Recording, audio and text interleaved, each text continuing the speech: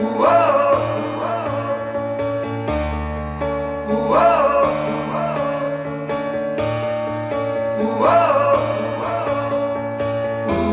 hello, everybody.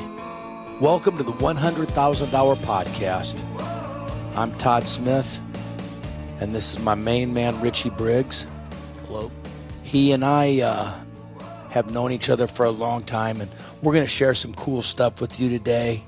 Hopefully you'll learn something, and maybe we'll share a couple funny stories along the way. Richie and I are born on the same day, too. It's pretty cool, November 15th. About 19 years apart, though, if you can't tell. So to tell you a little bit, I like to start every podcast with a little story about, what got us here, and there was a documentary made about my life last year called Far From Gatsby, and it's going to be released. We had a couple showings, and it's going to be released on a streaming service soon, but it's for those of you who have ever read The Great Gatsby or seen the movie, it's kind of a dystopian novel about, that the American dream doesn't exist, and if it is, it's kind of a false. There's a false prophet out there that, it's beyond. Don't dream too big because you're gonna fail, and you're gonna be unhappy. And my story is that, I had a dream, and I had so many, pitfalls and obstacles and mistakes and catastrophes along the way. But throughout that whole process, I was never really brought to my knees. A couple times close. But it's about, the journey. And when I came out, I was full of gratitude and full of a desire to elevate everybody that I was around emotionally, metabolically, physically. But it'll be out streaming, and it's kind of the premise of the 100,000 hours is that, wow, did I learn a lot? Wow, did I observe a lot? And it didn't jade me. It made me more full of gratitude. It made me more committed to helping others. It made me more observant and, joyous in every moment that I spent learning, observing. So that's a little touch on, the history of the 100,000 hours and of me and the story. So now Richie and I, we want to talk about just some things that we see all the time in the gym and questions that we're asked. We want to be able to provide some, a roadmap and maybe to kind of quiet that crazy noise that we're surrounded by all the time. I call it paralysis by overanalysis. And Richie's really, really good at kind of listening and discerning and disseminating. We're kind of similar that way. But so, Rich, tell me, just in the last month, what are some of the most prevalent, what are the most common questions that you're hearing? And let's discuss that and talk about the solutions and the philosophies that we have compared to, traditional dogma. Well, I would kind of break it down in age groups. So, the guys, I'm 41. My age to younger, it'd be why aren't we doing back squats? Why aren't we doing barbell presses? Why aren't we touching our chest? No, I should be doing standing overhead presses.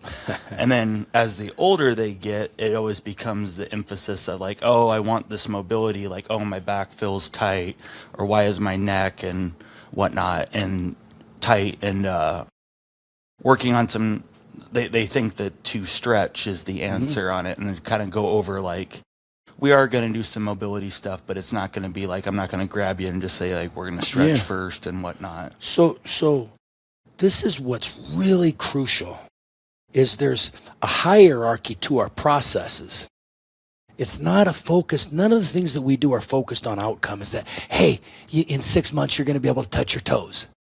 You're going to be able to do the splits in a year. That's not what we do. But so let's talk about my age, 60 years old. I play basketball and I play tennis and I play a lot of, pickleball, but I can't get rid of that back tightness, Rich. I kind of wake up in the morning and I feel like an old man and my butt's gone. Should I join one of those stretch places? No. Okay, well, what should I do? So if your low back's tight, we're going to say almost 99% sure it's coming from the front side, being like your hip flexors, psoas, top of your quads, kind of pulling everything forward on that point.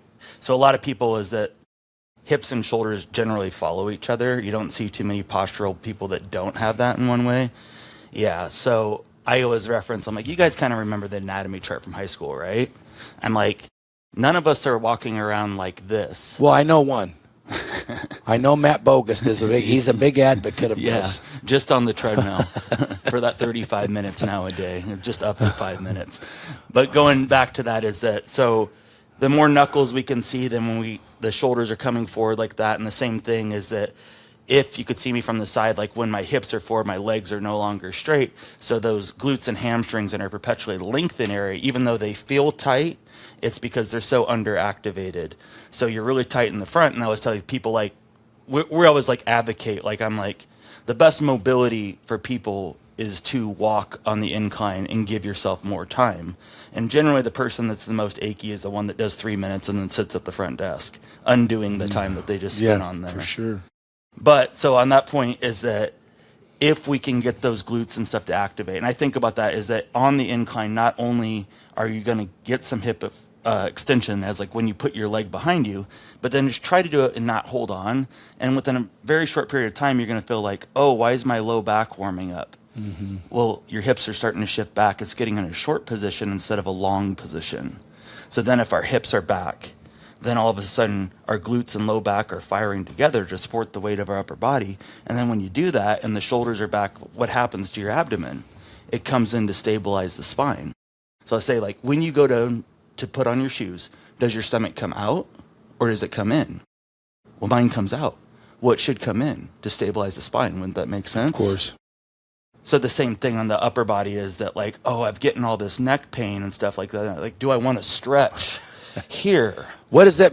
Here, what's a great sign when you see somebody that comes in and they're doing this? Okay, I'll be ready in a couple minutes. Yeah. What's that mean? The same thing as if you see someone running straight on the treadmill. They don't know how to exercise. Yes.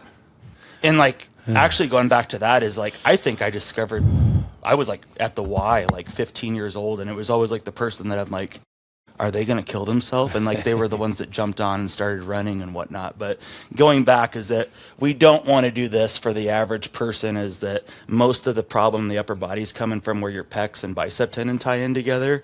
So you'll see a lot of people, again, is that their arm will be in a bent position. So that bicep's always tight. And I'm like, why is my elbow hurting? Well, this is so tight, it's not allowing you to actually extend your arm. Then all of a sudden, like, that's why a lot of older people will be like, can you go like this and turn fully straight in your arm? And like, they can't go any further than this, as their bicep tendon is so tight that now it's affected the mobility in the elbow. So again, is that not to stretch, but to activate. But so, just so we have everything abundantly clear, I think you did a great job with that. But here's the reality, is that what makes our processes infinitely different than what everybody else is doing is because what we're doing is, we're very hyper vigilant about engaging some of those muscles that are perpetually shut off, the glutes, the transverse abdominals, the rectus abdominals, and all the muscles that surround the thoracic spine. But they don't turn on just automatically. You don't just flip a switch. Okay, now they're going to work. No. Depending upon where your age is, how much you sit, maybe you've never been turned on. I mean, for people that are my age, we didn't sit around like looking with our heads down like this, with our shoulders rolled forward 9 hours a day. But the kids that are 30 have, the kids that are 18 have, for years already. So they've never created that proper neural function in some of those parts of their body. So you're going to feel stiff.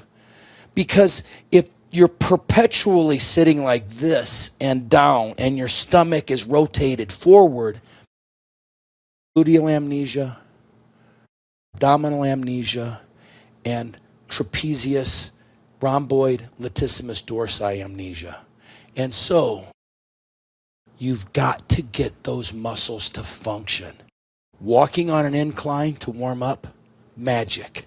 It's magic. Don't hold on. Secondly, finding a pattern that when you exercise, you're doing it exactly right. You're not checking a box. Okay, coach, I did 15 rows. What next? But actually bringing the focus and everything in tune with exactly where you're trying to stimulate. When you do that, and sometimes it takes a week, sometimes it takes 6 months, invariably, when that magic happens, when that neural pathway is engaged and functional, wow, I can swing a golf club, I can walk 18 with no pain. You're going to metamorphosize the way you feel, but through a whole different process, not through stretching. And now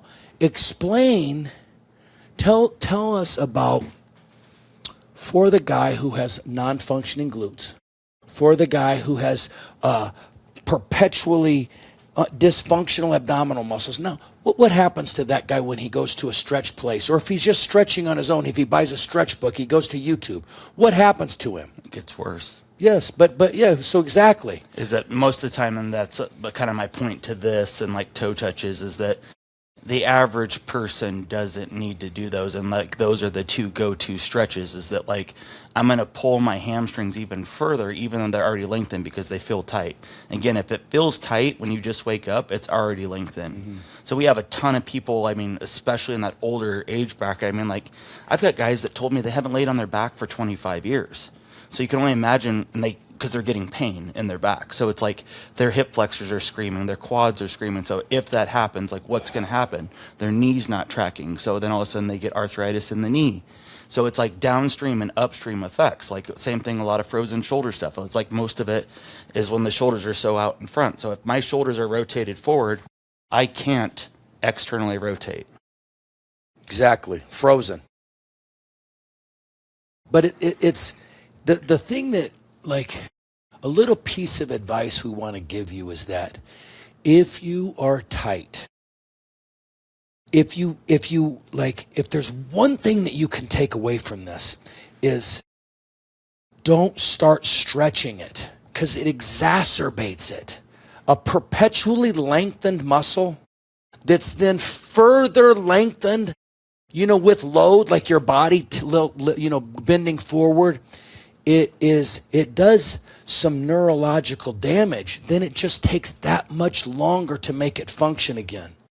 Some of these guys, I'll call them out, man. If your back is super tight, if your hips are tight, and there's this whole cottage industry of these stretching places, and it's like, okay. So when there is a point in time when we can really work on mobility, but that's after all the muscles are functional. That's after your body has been fully warmed up. Now, Rich, tell me this. Take that guy who's a golfer, who plays pickleball, who's chronically stiff, and now he's going to walk into a stretch place. And he's going to go do that because he wants to get more limber. What happens? Give me the warm-up protocol there. 0. So what's the warm-up protocol? Sit in a chair. Yeah. And before we ever stretch somebody, we've trained them, and we make sure that their muscles are functional. Their glutes function, their abdominals function. And then we start doing some mobility and flexibility stuff. At what point? After 50 to 65 minutes in the exercise routine. Never would I take somebody that is inflamed and say, hey, lay down, let me give you a stretch. Mm-hmm. Never. Could you imagine anything worse? No. And then also just like saying is that like, we, like, as a principle of it, is like we want to have very high standards in how people execute stuff. So that guy that can't feel his glutes, is that finding his active range of motion where he can feel a little bit and keeping it absolutely in there. Is that a lot of people, and like if I'm going to stretch, or then it goes to the younger guy saying like, I'm going to do this compound exercise. If you can't control it, you're not working anything, and then more than likely you're going to bang up more connective tissue like knees, shoulders, whatever. So a lot of people just think like, assume like, no, you should be able to run, and it's like, it's okay that I've had my knee scoped 3 times and my ankle and whatnot. And it's like, well, maybe it's not for you. Is that maybe like you don't have the hip range of motion for it, and like maybe you're just going about it completely the wrong way, chasing this where it's like we could get that achieved if we just walked on the incline, activated our muscles. We're very intentional about the workouts that we're doing with weights. You know, so now let's shift gears from a 60-year-old. Let's go all the way back to like a 20-year-old. For that guy, or we could even say let's look at 15 to 20, and let's think about, you know, the standard exercise protocol. You know, because they're going to all be, the foundational movements are going to be cleans. They're going to be front squats, back squats. You know, let's just use those as an example, as examples. Well, let me tell you something. I've worked with all levels of fitness and neurological engagement, you know, in this 100,000 hours. And I'm here to tell you, almost nobody, even in that 15 to 20 year range, is completely neurologically functional enough to execute safely a squat, a deadlift, or a clean. Because somewhere along that neurological chain, there's going to be some dysfunction. And you're like, but I can squat fine, it doesn't bother me. But are you optimizing what you could actually be doing? What if we stopped and said, okay, we're going to squat here. But before we squat, we're going to make sure your glute med, your glute max, your pectineus, your transverse abdominals, your VMO, your vastus lateralis, your rectus femoris. We're going to make sure all those function properly. Now what happens? They can actually build muscle through it instead of just compensating through it and recruiting, you know, your spine, your hips, your knees, whatever. Right.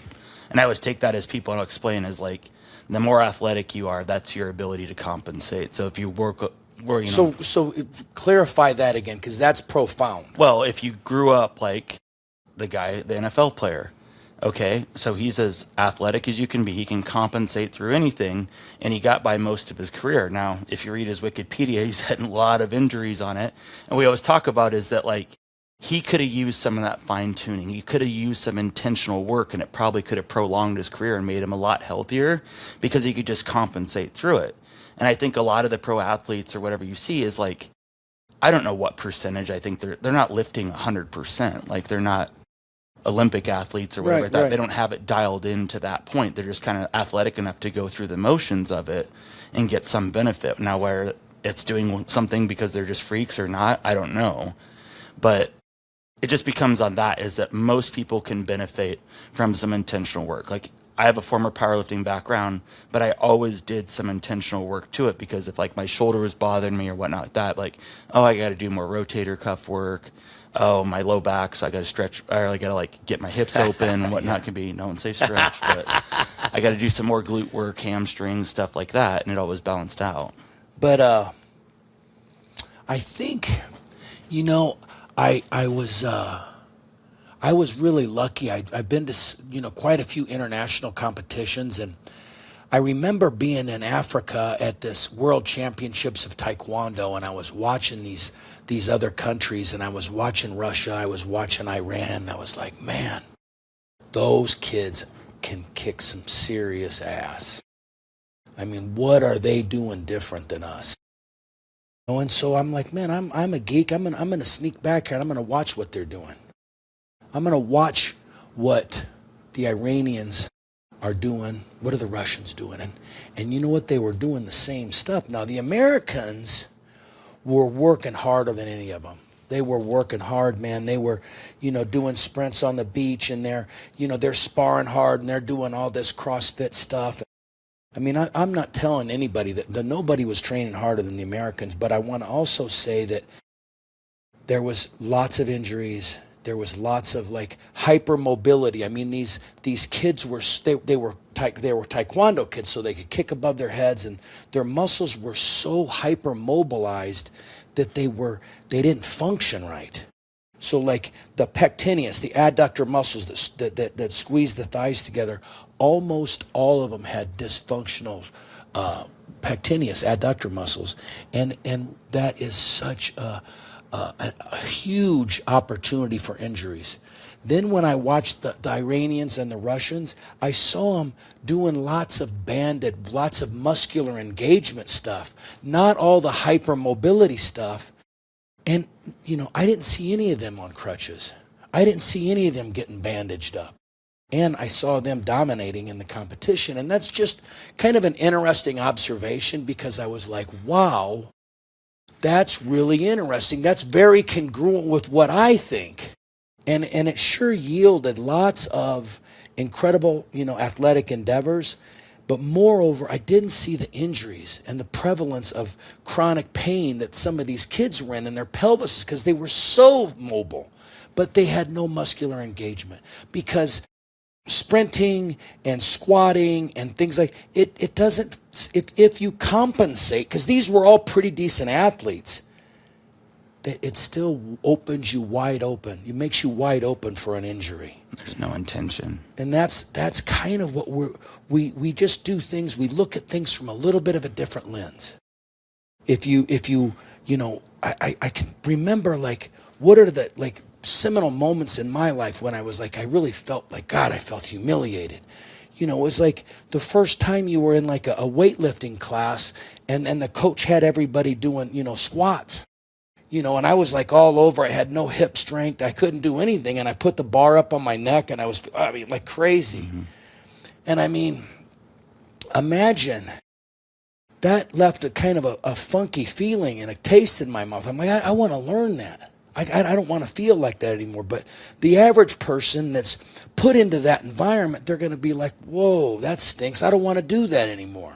Well, going back to that is like, what was the end result of you really wanting to get good at that squat? Well, yeah, I mean, then I totally dove in, and I bought books and learned about how to engage my muscles, and I became excellent at getting those muscles to engage. Then I could do everything better than everybody else, and that's.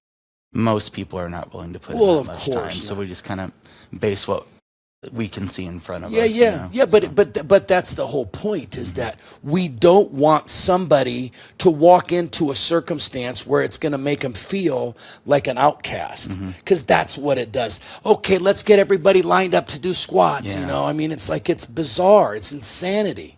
And that's also like, I mean, from your experience and like stuff, is that like, we can look at people and kind of see that they're not ready for these exercises, or like, and even myself, is that I can do them. That just, what's the point? Is that I can do a belt squat or some other variation where I can get more stability and actually target my muscles more, instead of just doing through the movement, Right. So putting more intention on it. Yeah, creating that neural pathway so you can feel the muscle. So let's touch on something else. They just came out with these meta-analyses about longevity and brain health, neuroplasticity, autophagy. All these things are coming out with these keywords, and they're talking about, hey, what's the best way to improve brain function long term? What's the best way externally to improve vascular health? Well, they've come down to like the top 2-3 things are resistance training, yoga, and mind-body stuff. Now, Richie, explain how Todd Smith Fitness and the way that we do things can provide the best stimulus, and how we combine things. Well, it's just that, or weight training, but where you're doing it mind-body, is that like, if the person can't control it, either it's outside their range of motion, or it's an exercise not meant for them at the time. So until we can get that muscle turned on, we're not going to do it. Incremental, start, elevate, change, elevate, but it's a very slow process. Yeah. I mean, being like I said, can they control every aspect of it? Can they really feel that muscle turn on? Can they build the mind muscle connection of it where it's just like, I'm not moving through it. I'm not compensating. I'm not just saying checking the box. Oh, Right. that's 10, whatever it could be. And then with that, like what comes is that like your exercises are limited. And comes like, we had to, go ahead. No, go ahead. But just saying like, we had a woman visit us. Great story. There's an 80-year-old woman walks in, unbelievably. On a scale of 1 to 10, her enthusiasm and her she's just such a great-natured person. She's an 11, just happy, in some pain, and she's tell me what you're doing now. Oh well, I'm at this rehab center. Well, can you show me what you're doing? She brings us in and tell a little about it. Oh, Smith machine squat, Incline press. incline press, overhead dumbbell press, planks. There maybe some lunges on there too. I mean, it was like something that was taken out of a men's health journal. Just, okay, let's rip this up. Okay, here you go. Good luck. I mean, what we're trying to do, what we're successfully executing is simplifying everything and making people feel comfortable and giving them, a sense of like belief in themselves and the processes that we're providing for them. Because to give somebody let's say a kind of a neophyte when it comes to exercise, these complicated exercises that could produce like, how much benefit could she possibly gain from this? Now, how much risk is she putting herself in? It's pretty high. And so I think it's important to like really articulate for our listeners, like, it's not about like some, I did a Bosu ball with a kettlebell and I did 10 of these. And then, I did some Romanian deadlifts, and it's not about the type of exercises. It's being able to properly execute those movements, and moreover, and infinitely more importantly, can I create that neural connection? Because what's the likelihood of that lady being able to properly execute those movements? 0. Yeah, it's what's the likelihood that she could properly execute one of those exercises? 0. Exactly. And that's what we're trying to like shed some light on, is scale back. And instead of thinking about, okay, I saw this guy on Instagram, gosh, he did these one arm lat pull downs like this, and God, his lat was like this. And try to like slow everything down and be hyper focused on, how can I feel the muscle? Where do I feel the muscle? And that's why it's hard for us. Like, I think we talked about this last time, but like, hey, Richie, can you write me up a workout? Mm-hmm.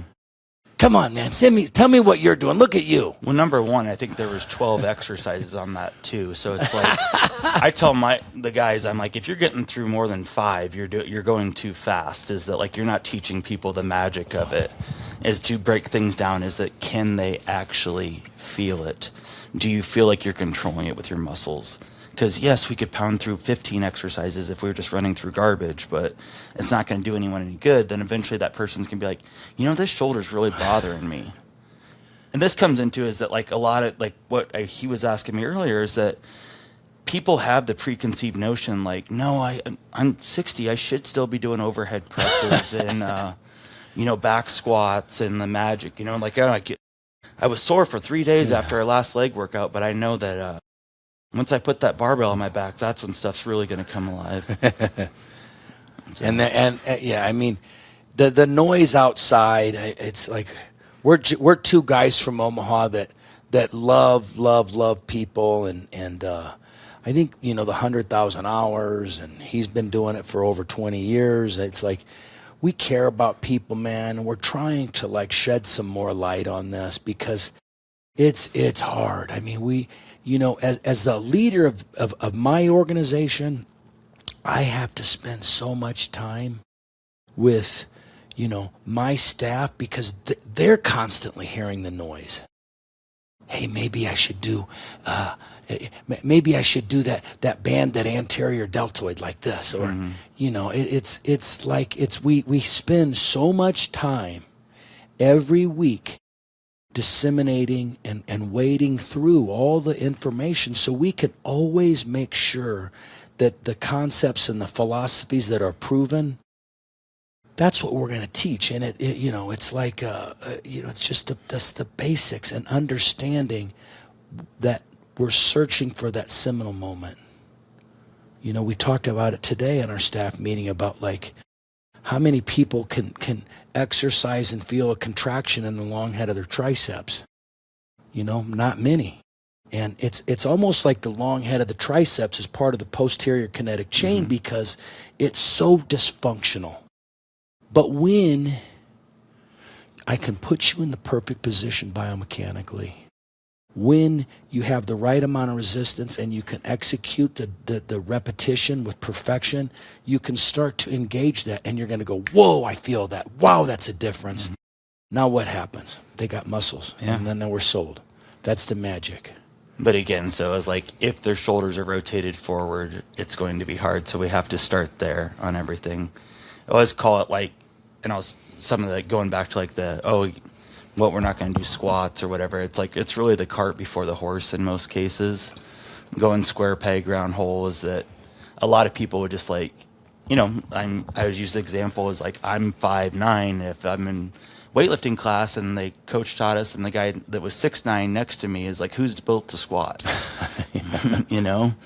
Who's going to put more torque on their knees and have to lean forward and whatnot could be. So it's like and we just try to look at that, and then also just eliminate that stuff, as give people the benefit of the doubt. They're probably not going to be able to do it with safely, and that actually there's a better way by being intentional and actually focusing on what you can.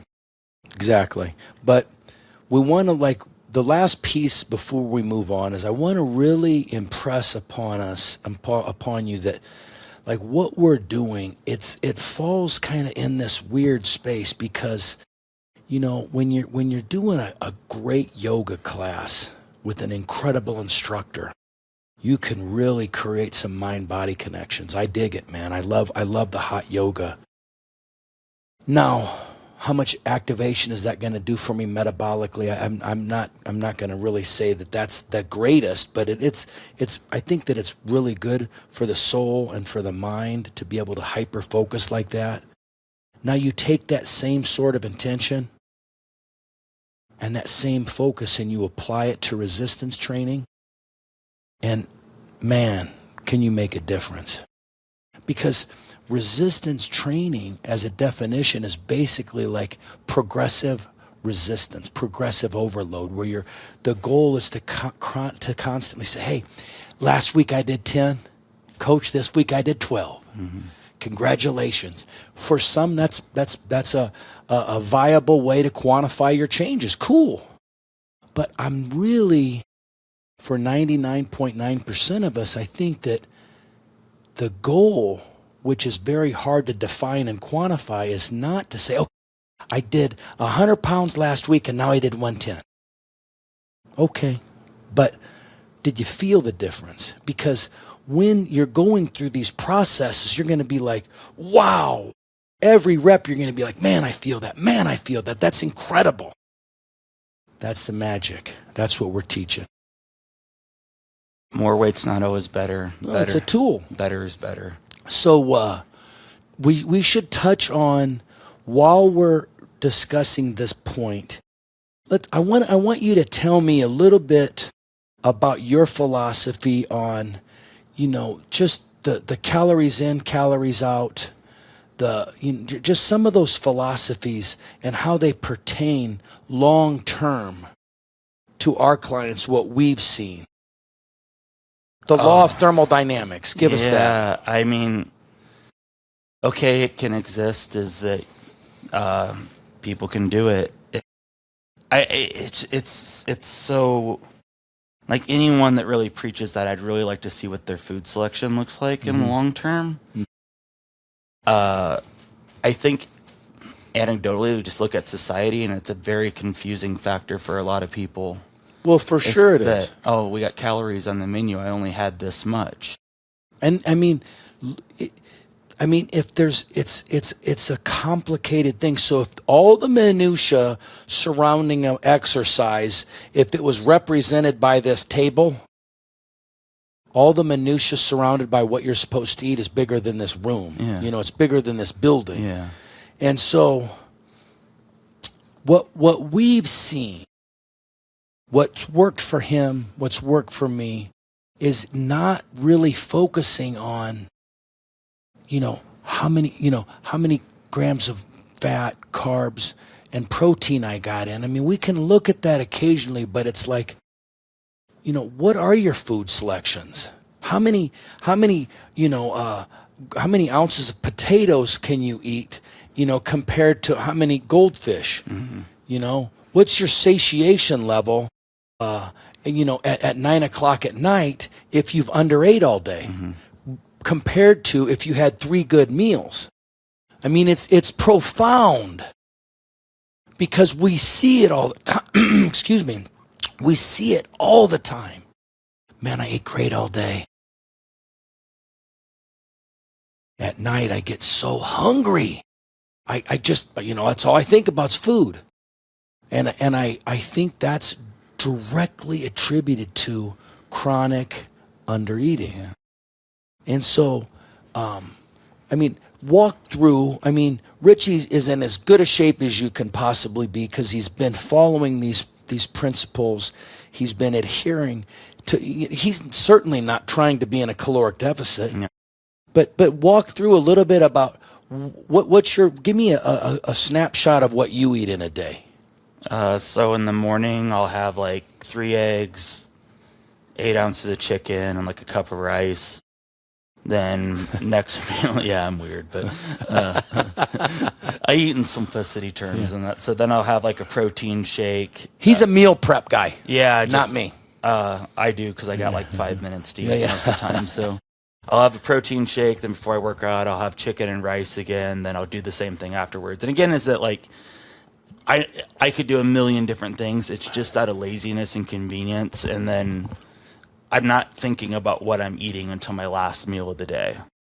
So I just kind of go back and forth on that. And then, like, if the kids want to go out to eat or whatever like that, like, I'll order a steak. And if they have a potato option, I'll get that. And if not, I'll get broccoli or something like that on the point of it. And then, again, it's not that, like, the people that can... So, like, I was running into the thing as people like, oh, I'm doing these wraps. Oh, they're low calorie. Why are you hungry at night? Because that low calorie still kind of raised your blood sugar, even though like you were technically at a caloric deficit, but you didn't have fiber with it. I mean, it's a low in fiber if it has any.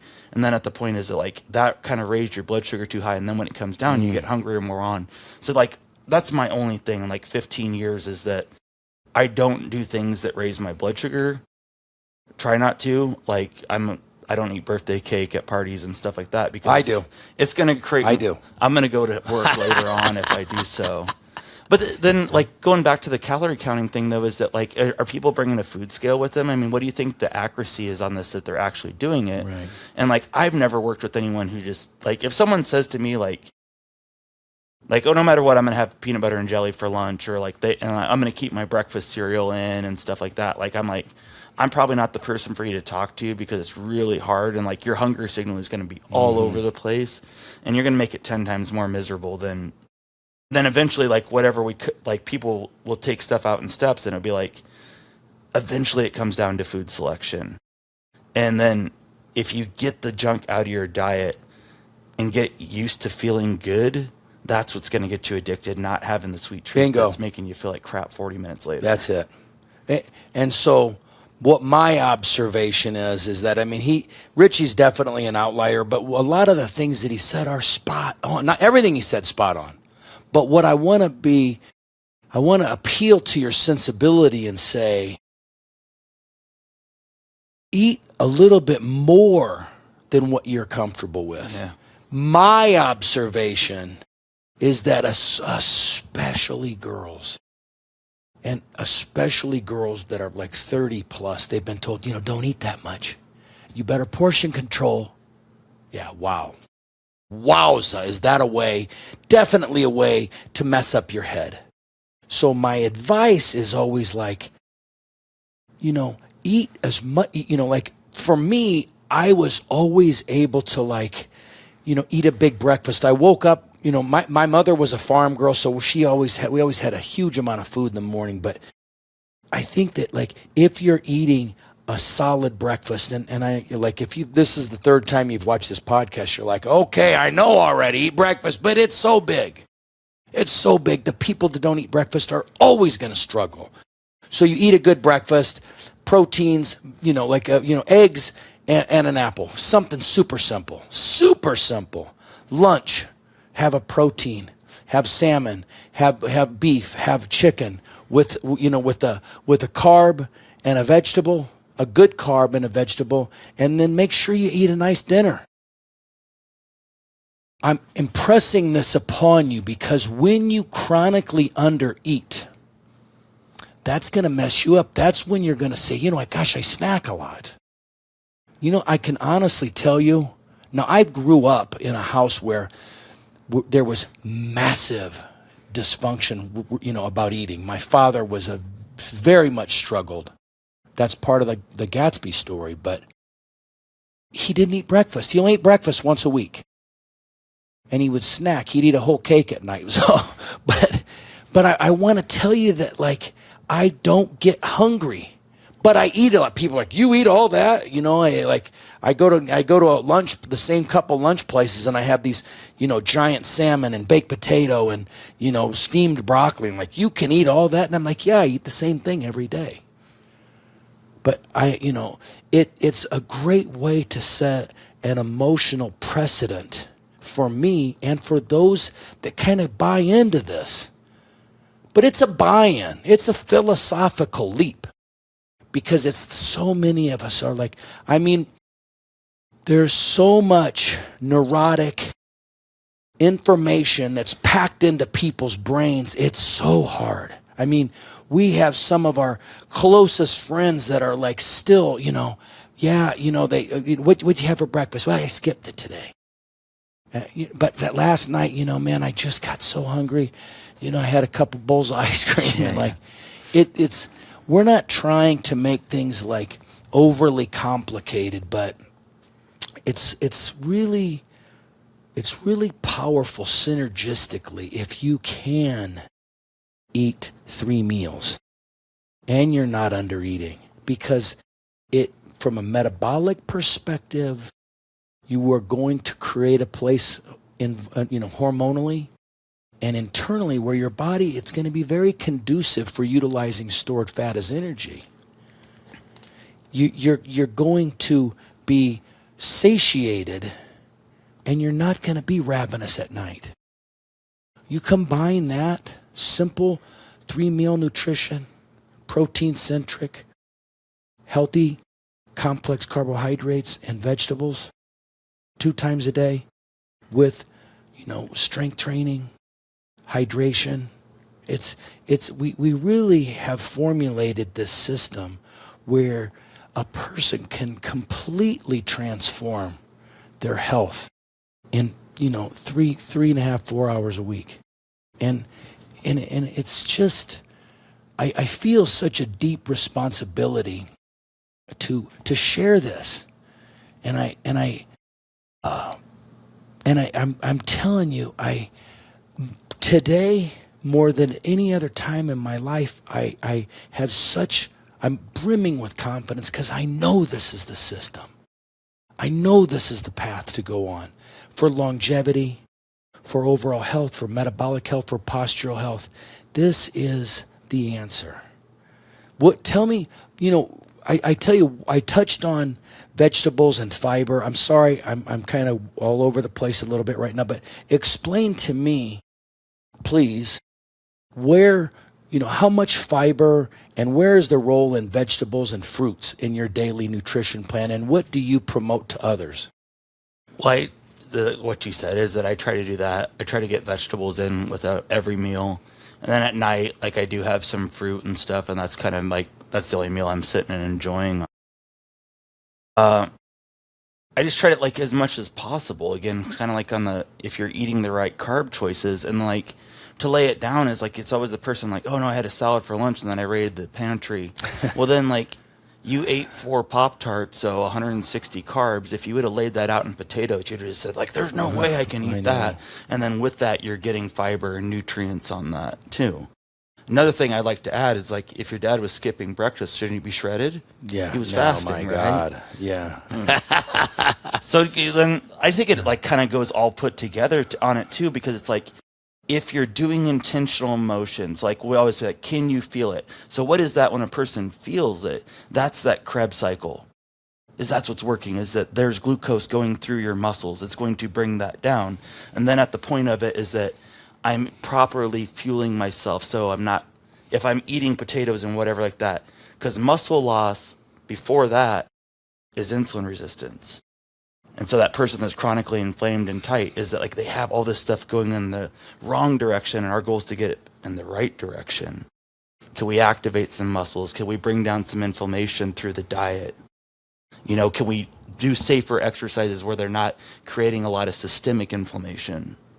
Bingo. And then it all goes together. So to sum up our time together today is, you know, there's lots of, you know, the GLPs they're rampant, and I'm not knocking them, because what it can do is it can create that first roll of a boulder. It can create a little momentum, but all that really does is it shuts off your body's desire to eat. It just has a massive appetite suppressant. So what we're trying to kind of get, what I'm trying to impress upon you is that in a roundabout way, eating lots of food in the morning and having a really good lunch and dinner, in its own way, that's kind of an appetite suppressant. Because in its own natural, physiologically metabolic activation way, that's what we're trying to do. But going back, like what we talked about this last week in the staff meeting, is that when you eat breakfast, you're not going to be as anxious. So then again, if I'm not so anxious, I'm not going to be craving carbs to bring down my anxiety, because that's what it does. So when you eat carbohydrates, it can bring down cortisol. We naturally have cortisol to wake ourselves up. So it's kind of like that primal instinct. It's like, oh, people are like, isn't that a good thing? And it's like, do you want to be hunting like the, you know, perception that your body is hunting for food while you're at 8 a.m. working with clients because you didn't eat breakfast? No, it's... You know, you want to bring yourself down, and that can help you emotionally regulate. Yeah. And then instead it's like stability. Now you're in control. We've created a repeatable event. But no doubt about it. But eating the 3 meals is a great way to suppress the appetite and to prevent yourself from wanting to deviate and go out and you know, make really bad food choices. Creating magic through the mechanics of the exercise to really engage the muscle mass and to build muscle. You know, those two things fit hand in hand. And we always go back to why we do cardio. And we'll discuss this more in a future podcast, but we're not doing it to manage weight or to burn fat. We never do it for that. We're always doing it just to strengthen the heart and lungs, because we want to be as strong as we can in a whole body way. So the last piece I want to share is I'm going to tell a story about my dad. So my dad was born in 1925, lived through the Depression, and he literally, for many years, I mean, he was like the grapes of wrath, like Tom Joad, man. He literally went from a small town in Missouri, and him and his mom, you know, drove out to San Francisco when he was 10 years old to get a job. So once you've gone hungry, it kind of like creates this really strange thing emotionally about having food and making sure that your family has food. So like, you know, a lot of people that have lived through something very traumatic like that, you know, once they find themselves on the other side of life, and they live in abundance, they're going to live in a little bit of gluttony. And that's what my dad did. And like, you know, that's watching him, you know, form those emotional patterns as a 5 and 8 year old, and seeing it repeat over and over again until the day he died. That was the catalyst for me to say, man, I want to help those people. I wanted to help my dad more than anything in the world. I wanted to help him. And, you know, it was a lot to unpack. You know, we made some massive changes. I hope that, you know, like my dad, I hope that, you know, we can shed some light on what we've learned over all these years. Between Richie and I think we got about 65 years in. And, you know, I think we both, you know, love what we do so much that it's beyond passion.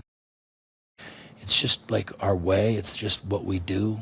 And so I hope that we can continue to add value to your life, and we can continue to provide you with a source of information.